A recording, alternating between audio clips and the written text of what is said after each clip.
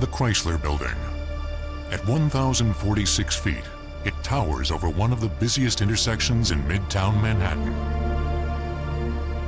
It is one of the tallest buildings in the world and remains a favorite among residents and visitors alike. There are many taller buildings, but it's the only one that starts out at the street and meets the sky with that kind of panache. I think it's probably the strongest punctuation in the skyline. Chrysler even once said he wanted people to walk into his building and marvel. And that's why the design of it is so extravagant, so opulent. Completed in 1930 at a cost of $15 million for auto tycoon Walter P. Chrysler, the Chrysler Building was the tallest structure on Earth for 11 months, until the Empire State Building topped it by 204 feet. The Chrysler Building may no longer be the tallest, but what it lacks in height, it more than makes up for in style. Its lighted set of receding curves, eagles, and Chrysler hubcaps make the skyscraper different from anything built before or after. I'm a car buff, and that's part of the building that brings it all together. It's the Chrysler Building, and that's what Walter Chrysler did, and he built automobiles. The radiator caps on the 31st floor were modeled from car ornaments on the 1926 Chrysler. But it's not just the automobile designs and eagles that make this skyscraper one of a kind. Inside, there are even more surprises. When you go into those dark black marble doors, you find yourself in a triangular lobby where there are entrances and exits on several sides of the triangle. And you find yourself in a deeply atmospheric environment.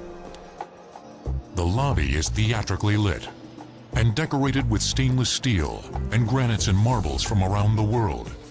The lobby is just a work of art of the most exotic African tile and stainless steel and chandeliers and an early version of a digital clock, very space-age. On the ceiling, a massive mural, 110 feet by 79 feet. It's one of the largest murals in the country and features images circa 1930 of progress, transportation, and energy. There's also a lavish marble staircase that leads to a shopping arcade and subways. Another unusual feature of the lobby are the elevators. There are 32 elevator cabs, each different, each custom designed. One of the first things you'll notice is the beautiful wood on the elevator cars.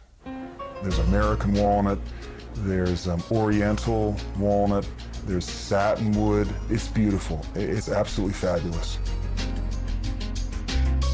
The elevators carry thousands of workers each morning to 71 floors of offices. More than 80 businesses call the Chrysler Building home, ranging from financial firms to dental offices. In the deeper reaches of the building are the electrical systems and heating and cooling units. All have been updated to accommodate the demands of 21st century tenants. But the building still retains vestiges of the decade it was born, the Roaring '20s. In the 1920s, lots of things were happening because there was a business revival in Europe and the United States after recovery from the First World War. With the business revival, you could expect that there would be a need for new buildings. In the mid-1920s, plans were in the works for a skyscraper over 60 floors high at the corner of 42nd Street and Lexington Avenue, the future site of the Chrysler Building. There was a project started by a guy named William H. Reynolds, who had no experience whatsoever in tall building construction. I think he must have floated this idea simply to sell the project. He was an amusement park developer. He built a ride called Fire and Flames in the last days of Pompeii. And so he definitely had a stunt mentality. Reynolds hired New York architect William Van Allen who was known more for designing unusual shops and restaurants than anything else. To be perfectly honest, he was not regarded before the Chrysler Building as anything more than simply a clever designer. Furthermore, Van Allen had never built anything taller than a few stories. Yet he seized this project in earnest. Van Allen had prepared a scheme for the building which didn't have that signature top to it, but it already had that patterning, this amazing contrast of horizontal and vertical on the lower floors, like a basket weave, and then the upper floors with all those indentations. There was a reason for the indentations and setbacks. New York City's 1916 zoning law. Buildings were allowed now to rise only up to a certain height, and then they had to set back in a series of steps, like a sort of wedding cake tower or boxes piled one on top of the other, in order to allow for light to come down into the streets. Van Allen was also limited by standard building conventions. In a time before air conditioning and fluorescent lighting, workers needed access to fresh air and light. Van Allen placed all offices on the perimeter near the windows, and all elevators and utility areas in the center. He had drawn countless sketches, but they were going nowhere. Imagine what it's like to be an architect who is drawing these wonderful designs for the great building that's going to be the pinnacle of his career, and yet there's no money to build it. And to know that William Reynolds probably had no intention of actually building it. Then in 1928, automobile tycoon Walter P. Chrysler decided he wanted to build an office building in New York City.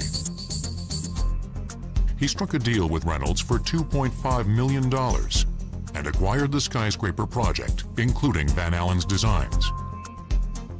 Once Reynolds released the project to Chrysler, Van Allen must have been the happiest man in the world. Walter Chrysler came from modest means.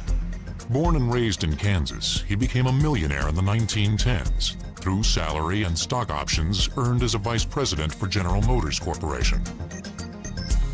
By 1925, Chrysler was running his own car company and earning more millions from a car bearing his name. The car was an immediate hit. They sold 32,000 in the first year, which was, up until that moment, the all-time record for a new model introduction. It was the car everybody wanted. Chrysler was on a roll. Although he didn't have any more experience building skyscrapers than Reynolds, he recognized a good location when he saw it. His new office building would be steps away from Grand Central Station. If you're right on top of a railroad terminal, you've got a prime location. So it was very easy for the boss to live in Scarsdale or Bronxville, and he would commute right into Grand Central Terminal. Chrysler asked Van Allen to design a building that was taller than the Woolworth Building, which at 792 feet had been the world's tallest skyscraper since 1913. Chrysler tells Van Allen, I want you to build the tallest building in the world. I want it to be of the finest character. I want you to spend what it takes. He was basically given a license to create his masterpiece. But Chrysler and Van Allen were about to have competition. Downtown in the Wall Street district, the Bank of Manhattan Company announced it was going to build a skyscraper at 40 Wall Street that was going to be even taller than the Chrysler Building. The race to build the world's tallest skyscraper begins in startling fashion as half a dozen steam shovels and an army of men break ground for the new Chrysler Building. In 1928, a race was on in New York City to create the world's tallest building. Backers of the Bank of Manhattan skyscraper at 40 Wall Street started construction early that year. Meanwhile, the Chrysler Building was still a concept on paper, as architect William Van Allen went back to do some revisions. With the skyscraper race, he was forced to go back again to the drawing board and find a way to terminate the dome. And so what you find is that the dome, which would have been a little bit stunted at its top, became increasingly smaller each step of the way until it ended in the great vertex, as they know it. Construction on the Chrysler Building started in the fall. There were old basements on the site. I mean, every tall building in New York was built someplace where there used to be small buildings. So they had to get below that level to even start. And then from there, they would go down to bedrock. But using dynamite to clear the site was too risky. Blasting is not that popular in Manhattan because of the fact there's always adjacent buildings, but you absolutely can't blast when you're near to subway lines and immediately adjacent to a number of small 19th century buildings. Workers instead used brute strength and jackhammers powered by steam compressors. More than 50,000 cubic yards of soil and rock were then removed by steam shovels, the forerunners of modern backhoes. Every one of those steam engines has to release excess steam, and you have that whistle when it does that. So you would have had an enormous amount of noise from all of these machines wandering around the site, not to mention men hammering into rock with compressed air. The noise didn't keep away a crowd of gawkers. There's a perimeter of people, spectators, no fences. And everybody's just watching this thing happen as if you could just kind of walk down there and ask the guy, you know, how's everything going, Joe? A month after excavation of the site, foundation work began. The first step was to create steel and concrete footings for the building. Nowadays, we would create a footing out of reinforced concrete where we put rebar into the concrete and the two work together. The foundations of the Chrysler Building are what's called grillage foundations. Workers placed sets of steel I-beams close together so that they almost touch. Enough of them were used to create a kind of box that was 10 to 12 feet square. On top of this was a second layer of beams. A final steel column was placed on top of that. So if you picture the load coming down from the column, that first beam spreads it out, and then the large group of beams spreads it out in the other direction. Workers poured concrete over the steel to waterproof and protect it. Each footing would weigh more than 35 tons and would be capable of supporting 10 times its own weight. In the 1920s, buildings standing higher than 50 stories were still a novelty, but the means to construct them were not. The technology that made skyscrapers possible dated back to 19th century innovations. The first was the elevator. The height of buildings was once limited to 4 or 5 stories, or the number of stairs a person could comfortably climb. Then in 1853, Elijah Otis perfected the passenger elevator system.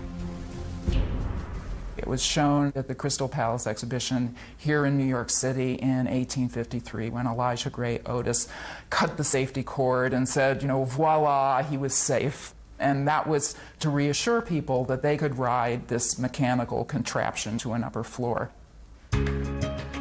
Prior to this, elevators were no more than lifts supported by cables and hoisted by manpower or mechanical pulleys. But it would take a good 20 years before the passenger elevator was fully developed. By the 1920s, cars were enclosed, and cables attached to the car were looped around a pulley called a sheave.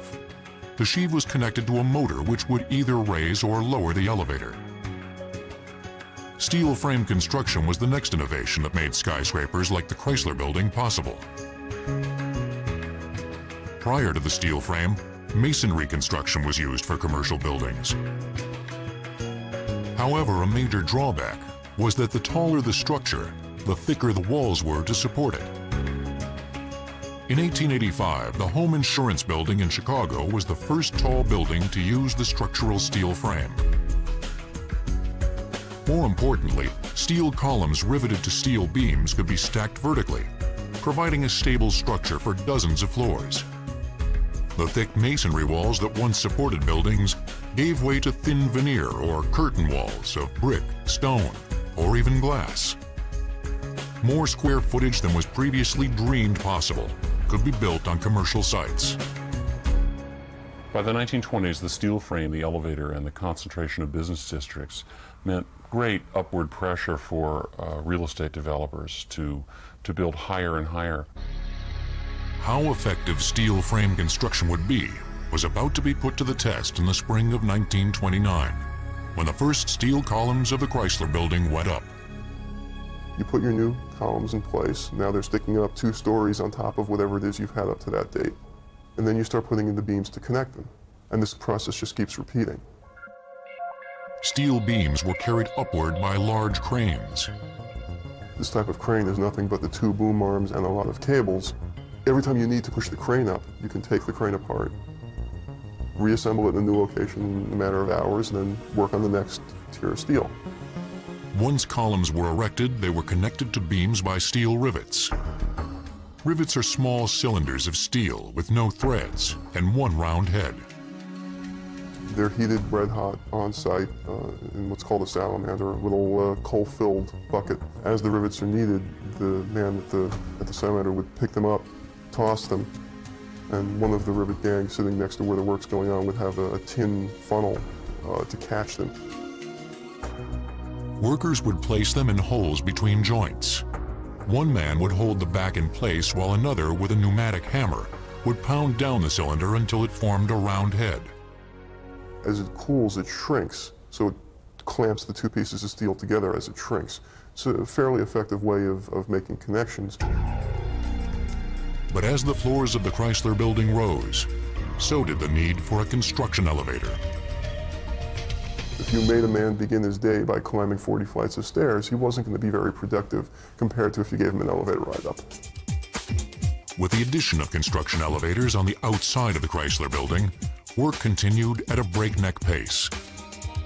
Floors were going up at a record speed of 4 per week. But downtown, Walter P. Chrysler's quest to build the world's tallest skyscraper was still threatened by the soon-to-be-completed Bank of Manhattan building at 40 Wall Street. 40 Wall Street team, who backed the Bank of Manhattan building, announced that they were going to go 47 stories tall. The Chrysler Building has announced that it's going to be 808 feet tall, 68 stories. Several weeks later, it's announced that the Bank of Manhattan building is going to be 63 stories, and it's going to be 840 feet tall. By midsummer 1929, the Chrysler Building was near the halfway point of its construction, and people who passed 42nd and Lexington could begin to see that this was no ordinary skyscraper. It wasn't just the size that made people look upward, but also its intricate designs. You see the tire, you see the bumper and the wheel well, and there's multiples of them. They actually look like a wave pattern that you would see in more traditional architecture, and some of the moldings that you see, a wave pattern in plaster work. I mean, that's an immensely difficult task right there, is to take an architectural drawing that shows this is the way I want the building striped and turn that into bricks out in the field. And to a large extent, it was the masons who did that. The innovative designs were the result of close collaboration between Van Allen and his client, Walter P. Chrysler. The 2 worked together extremely well. Chrysler noted a number of times how much fun he was having going over the designs and plaster models with Van Allen. As the walls of the Chrysler Building went up, more than 3,800 windows with galvanized steel frames followed. Once you have a floor where the windows are in place, that floor is enclosed, and now all the interior trades can start to work. You can have electricians, plumbers, plasterers work on the inside because it's now enclosed against the weather. In the meantime, almost 1,000 feet off the ground, scaffolding was being assembled for work on the Chrysler Building dome. What they did was they used pipe scaffolding, which is very adjustable. You have pipes in 3 dimensions. You have vertical pipes, you have pipes this way, you have pipes this way. Then you have diagonals to brace this. The skeletal structure of the dome was made of curved beams of steel. Its interior walls were brick, but the dome itself was covered with a stainless steel material called Nirosta. No one in the United States had ever used it for this purpose. It was Chrysler who chose this steel, which came from the Krupp Metalworks in Germany. Chrysler had it tested in his laboratories and saw that it had wonderful properties. It did not rust, It was uniform in quality throughout. It never had to be maintained in any sort of a way. Stainless steel is any steel alloy that has 12% or more chromium, so as to be rust resistant. Nyrosta was made up of steel including 18% chromium and 8% nickel. Metal workers measured and cut sheets in a metal shop set up inside the building. Roofers then soldered and crimped the sheets into place. It was all custom hand-fabricated work. 40 tons of Nyrosta steel were used on the roof and extensively on other parts of the building, including the eagles, wings of Mercury radiator caps, and pineapples. The eagles, however, are among the most striking elements of the building. There are 8 of them, 2 on each corner. A friend of Van Allen's and top architectural renderer of the period, Chesley Bonestell, is credited with having designed the eagles. Bonestell himself wasn't really an architect. He was an architectural renderer, which is a person who takes architect's plans and turns them into a painting that shows what the building will look like when it's finished.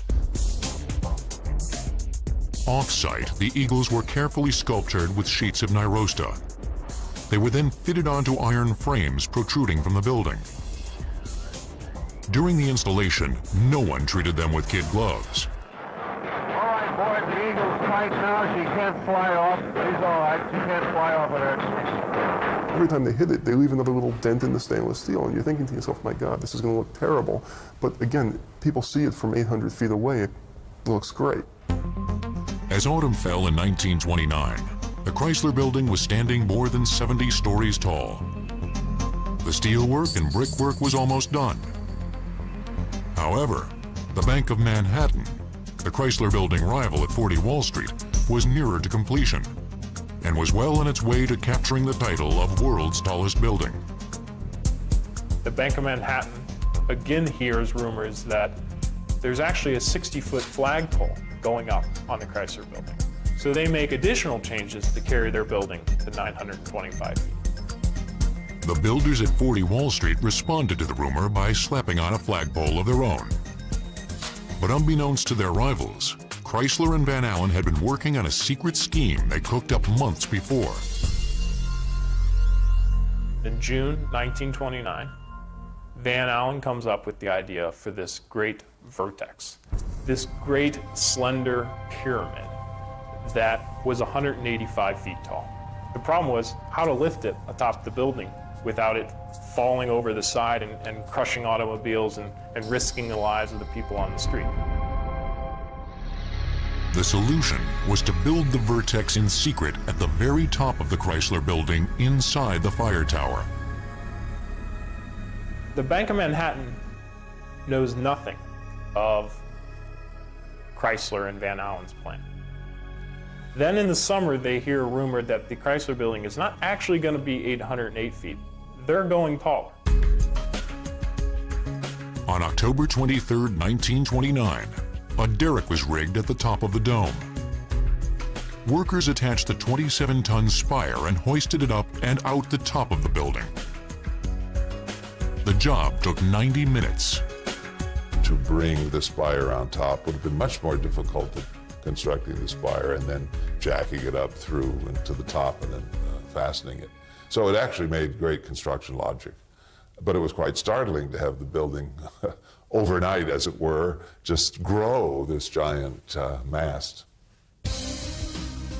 On a clear fall day, the Chrysler Building became the tallest in the world at 1,046 feet and 4 3/4 inches.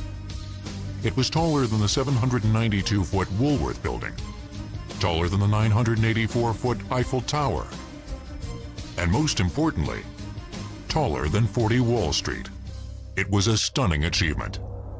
Not one newspaper wrote anything about it. It was never mentioned. It could have been the fact that one day after they raised this spire, this great crowning achievement of the Roaring '20s, where America finally eclipses the French in having the tallest building in the world, the stock market crashes, and it's devastation on Wall Street. people were looking at their ticker tapes and not towards the sky. Chrysler's claim to the world's tallest building was short-lived. In less than a year, the Empire State Building would wrestle the title away at 1,250 feet. And while the Empire State Building may have ended up taller than the Chrysler Building, it was no match to the stainless steel-capped skyscraper when it came to mystery. Chrysler keeps some of the best and most extravagant floors of his building behind closed doors and out of public view. Construction of the world-famous Chrysler Building finished in a record 18 months. During that time, no fatalities were reported. The safety record of the building was extraordinary. In those days, it was considered the norm for a building to have one death for every floor above the 15th floor. And this was a 77-story building, so by rights, it should have had 62 deaths. There were none. It was an amazing safety record, attributed to the efficiency of the worksite. There was a lot of professionalism being developed of this is how you do things. And as that happened, the number of workers who got killed per building dropped. In the construction of the Chrysler Building, more than 20,000 tons of structural steel were used. More than 300,000 rivets, 3 million bricks, and 10,000 light bulbs. 3,862 windows were hung, and 2,788 doors. In addition, 35 miles of pipes were connected, and 750 miles of electrical wire installed. The Chrysler Building officially opened its doors to the public on May 27, 1930. Reactions were mixed. When the Chrysler Building was finished in 1930, traditional architectural critics considered it a stunt. Some people were ashamed of it and thought it was, an indulgence and an excess and somehow, off the wall. Of course, I think it's exactly the building that should be on 42nd Street. I can't imagine a better location than on that wonderful thoroughfare. Whether the critics loved or hated it was of little concern to managers of the skyscraper. The Chrysler Building had a number of rent-paying tenants. The Empire State Building, when it finally opened, did not. No, the Empty State Building is what it was called. The Empire State Building is not in a great location. Neither was Rockefeller Center. They weren't right on top of the railroads. Chrysler also managed to sign up tenants before the Depression hit full force. The Texaco Corporation leased a quarter of the building. The Chrysler Corporation had offices and a showroom featuring the latest Chrysler automobiles. Tenants and their visitors enjoyed state-of-the-art conveniences and a taste of luxury. Everything was minutely designed. And it was important for people's first impression to be one of grandeur. And that's what they got. The lobby of the building featured a stylish restaurant and coffee shop. The elevators were the fastest in the world, capable of ascending at an ear-popping 1,000 feet per minute. They were very proud of the speed of the elevators. They were very proud of the ventilation systems, and they believed that this was the most efficient, up-to-date kind of working environment that could be imagined.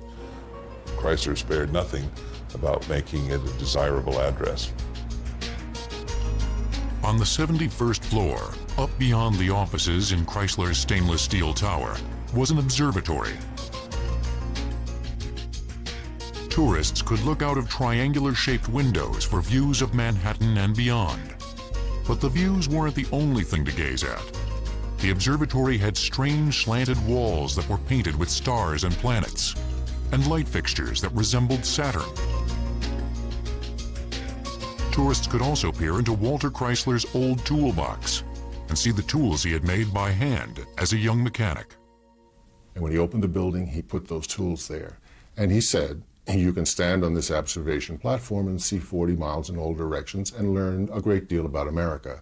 But you can learn a great deal more about America by gazing into that toolbox. Mystery shrouded other floors in the Chrysler Building Tower. It was invitation only to Walter P. Chrysler's private office on the 65th floor. He had a lot of carved wood. All of his furniture was custom made. Very nice office. On floors 66 through 68 was an exclusive men's luncheon club called the Cloud Club. Captains of industry like Chrysler, E.F. Hutton, and Condé Nast paid $300 a year in membership dues. The first floor of the Cloud Club held the lobby and private club rooms. There were a cocktail lounge, there was a room that had humidors, you could have your own to keep your cigars. There were also secret panels where members during the time of Prohibition could keep their illegal liquor. On the second floor of the Cloud Club, Chrysler had his private dining room. His private dining room is one of the coolest parts of the whole building because there's silver-etched glass around his room depicting all the assembly line workers, and he was very proud of his workers. By the end of May 1930, the Chrysler Building had close to a 70% occupancy rate. It was an admirable figure given the Depression. But Walter P. Chrysler was about to receive a shock to his wallet that had nothing to do with tenants or the Depression. In the summer of 1930, Van Allen came to collect on his fee for designing the Chrysler Building. And he wanted 6% of the building's cost, which was a standard in the industry. And Chrysler simply said, I'm not paying you that. There's no way. Van Allen wanted $745,000. There had been no written contract. Furthermore, Chrysler believed Van Allen had taken bribes from contractors. Now, there were rumors that Van Allen had been taking fees on the side from the contractors. It was never proven, and some of his former friends said that didn't really happen. Van Allen sued Chrysler and placed a lien against the building that would make it difficult for Chrysler to refinance or sell the skyscraper. There was a great deal of animosity between them at this point. Although they had worked together so wonderfully before, when it finally came down to the money, it just fell apart. And eventually they settled. But by the very fact that Van Allen had sued the person who had given him his commission, he had put his career in jeopardy. Van Allen collected his fee, which some estimated may have been close to $750,000. But soon after, he fell into obscurity. In many respects, he never recovered. With the combination of the lawsuit and the Depression hitting America, his great ambition as an architect was eclipsed. Van Allen died in 1954 at age 71. His work was not regarded as that important, and no one came forward to save it. It's not in any archive at a university. And so all of the stuff that would explain so much about these things that make us all curious is not there. It's unknown. Walter P. Chrysler died in 1940 at age 65, almost 15 years before Van Allen. In 1945, the observatory closed its doors to the public. It didn't generate enough revenue. 30 years later, in the 1970s, the Cloud Club fell into disuse and closed. And finally, Chrysler's private office was stripped and remodeled by a succession of tenants. New York's Chrysler Building still stands today as a private office building. But the Chrysler family sold its interest in 1953. In the ensuing years, the building fell on hard times. The 1970s were a terrible time for New York, and especially a terrible time for the Chrysler Building, which could be New York's symbol. the building went into foreclosure. People were walking away from it to the modern type of office building with big clear floor spans. These buildings were like dinosaurs, and it seemed like there would be no future for them except as a sort of peculiar trophy. Then, the Tax Reform Act of 1976 was passed.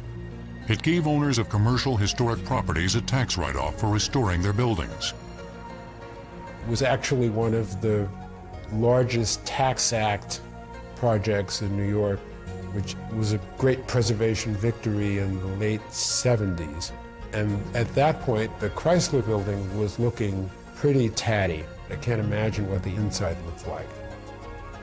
And so there was a major investment, and the building was totally refurbished at that point. The grand lobby and murals of the Chrysler Building were restored in 1979. The incandescent lights in the dome were also replaced with fluorescent lights, making the Chrysler an even brighter beacon on the New York City skyline. However, the biggest restoration of the Chrysler Building wouldn't come for another 20 years. In 1998, under new owners, Tishman Speyer Properties, the Chrysler Building underwent a multi-million-dollar facelift. They hired restoration specialists LZA Technology, who conducted an evaluation of the building. Interestingly enough, throughout the building, from the ground to as high up on the spire as we've gotten, the original work, if it had been left alone, would perform much better than most of the repairs that had been done. Tishman Speyer planned to do better. It started with the brickwork. The size of the brick used in the Chrysler Building is known as a standard. Nowadays, bricks typically used are called modulars. Now the difference is 3/8 of an inch in length. None of those are off-the-shelf bricks that people use. LZA ordered 250,000 bricks from the original manufacturer. Believe it or not, an order of 250,000 brick is a small order. But not all of the brick repairs required brick replacement. Some needed what's known as repointing. Repointing a mortar joint is when you take out deteriorated mortar and place new mortar over it. You don't cut the entire depth of the mortar joint out, you cut back as far back as necessary to get to sound mortar. It's like filling a cavity on a tooth or repairing a piece of rotted wood. Through chemical analysis, LZA matched the original mortar and used it for repairs.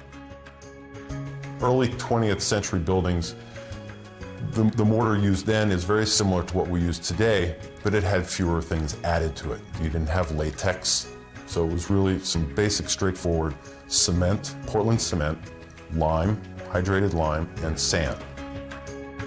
The restoration team also matched and replaced damaged marble and granite on the lower portions of the building. The windows were next. The Empire State Building had the same brand windows, and many had to be replaced during its restoration. But LZA was stunned to find that the windows on the Chrysler Building, all 3,800 of them, were just fine. Amazingly, when we did our first scaffold drops on the facade, we found that the windows were in very good condition. There were no known leaks around the windows. The difference? The Chrysler Building had galvanized steel windows. The Empire State Building did not. The window glass and the glazing, the sealant around between the glass and the steel was in very good shape. We didn't have to restore any of that. The windows instead received a fresh coat of paint and some resealing. The next project would be more challenging. They had been getting leaks into the spire, and they asked LZA to look into it to see what might be done about them. The unusual job called for unusual methods. We knew of a company that uses rope climbing techniques to access difficult areas to do architectural investigations. A video camera documented the investigation on the Chrysler Spire. They found inside the stainless steel panels what they believed were the cause of the leaks. In the construction of the spire, they incorporated white lead paste within that seam to act as a sealant. Again, they didn't have the urethanes and the silicone sealants that we have today. But what happened was that white lead has eroded, deteriorated. For the most part, it doesn't exist anymore. They came up with a solution that would address the leaks without ripping up the spire. The restoration team covered the seams with a transparent sealant. So we could discreetly make repairs and not affect the entire facade, and certainly not affect the way it looked from ground level. Restoration of the Chrysler Building was completed in 2002. All the craftwork done in 1929 was the result of techniques perfected long before the skyscraper was a vision. If you look at the steel frame, the facades, the cranes that were used for construction, the logistics of getting men up in the elevators, all of this are very normal things. And I think that it's proof of how good those techniques were, that they were developed for much smaller, shorter buildings, but they worked just fine in building this extremely tall, extremely complex building. Today, the Chrysler Building has found its way back into the hearts of New Yorkers. I think most New Yorkers love the building, partly because for many years we had big glass boxes. But most people want more fun in the city. It's something that makes Midtown special by giving it a certain elegance, a certain sparkle, especially at night. I think it's something that is an example of American modernism.